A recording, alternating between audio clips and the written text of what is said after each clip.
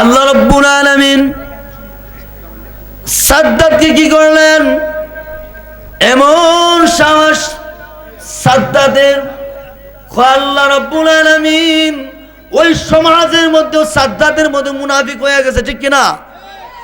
আমি প্রথমে আয়াত তেলাওয়াত করেছিলাম, ইন্নাল মুনাফিকিনা ফিদ দারকিল আসফালি মিনান নার।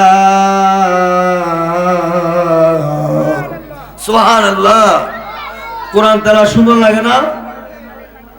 আল্লাহ রাব্বুল আলামিন বলেন,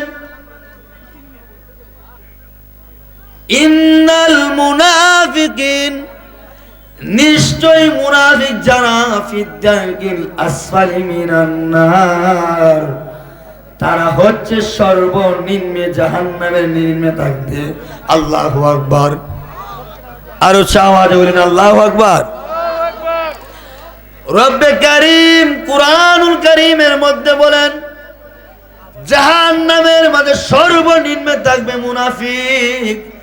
আল্লাহ রাসূল বলেন, কাফেরকে আমি ভয় পাই না, কিন্তু মুনাফিক যারা তাদেরকে আমি ভয় পাই। চিল্লায় কই আল্লাহু আকবার। এর বড় দলিল আর কিছু লাগে না, এর থেকে বড় দলিল আর কিছু লাগে না। শুনেন, উমর কি করছিলেন? উমর কি মুসলমান ছিলেন? না না না, তিনি একজন কাফের ছিলেন, ঠিক কিনা? আওয়াজ যেমন, ঠিক কিনা? উমরের তলোয়ারি নিয়ে গেছে, রসুলকে আঘাত করার জন্য গেছে। যাওয়ার পরে তাকাইয়া রসুলের চেহারা মুবারক দেখিয়া গর্দান ফালানো দূরে তাক, কালেমা পড়িয়া মুসলমান হইয়া গেছে। চিল্লায় সুবহানাল্লাহ। আরো আওয়াজে বলেন সুবহানাল্লাহ। আরো আওয়াজে বলেন সুবহানাল্লাহ।